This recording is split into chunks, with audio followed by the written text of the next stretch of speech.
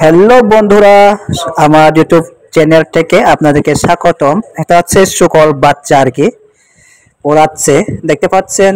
এটা অনেকক্ষণ ধরে আগুনে পোড়াইতে হয়। এটা সাবধান ভাবে পোড়াইতে হয়, তা না হলে পড়ে যেতে পারে অনেক বেশি। তো আজকে হচ্ছে একটা ছোট আয়োজনের জন্য আর কি।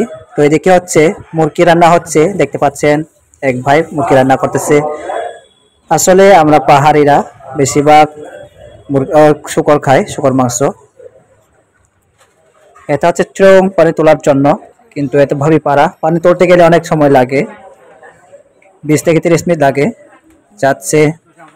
তো এটা হচ্ছে একটা ছোট পূজা করার জন্য, দেখতে পাচ্ছেন। তো শুকরটি পুরোপুরি ভাবে এখন পোড়ানো হচ্ছে, তারপরে ধুয়ে দেবো সুন্দর করে। এসে মাথা আলাদা করে নিচ্ছি, এটা সুন্দর করে পিস করব। এটা আলাদা পিস করে সমস্যা নাই। এটা হচ্ছে বেলুন, এটা কি বলবো, প্রসাব নালী আর কি, নলি।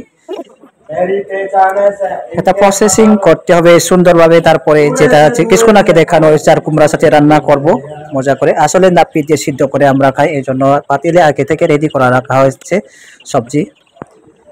বেশিরভাগ শুকনো মাংসগুলো সবজি দিয়ে রান্না হয়। তার মধ্যে একটা সবজি চার কুমড়া, তাছাড়া পেঁপে, কলা গাছ এগুলো দেওয়া হয়।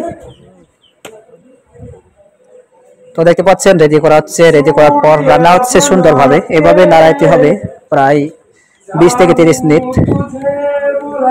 আসলে নাপি দিয়ে সিদ্ধ করা খাওয়া, এই খাওয়াগুলো আমাদের কাছে গুরুত্বপূর্ণ।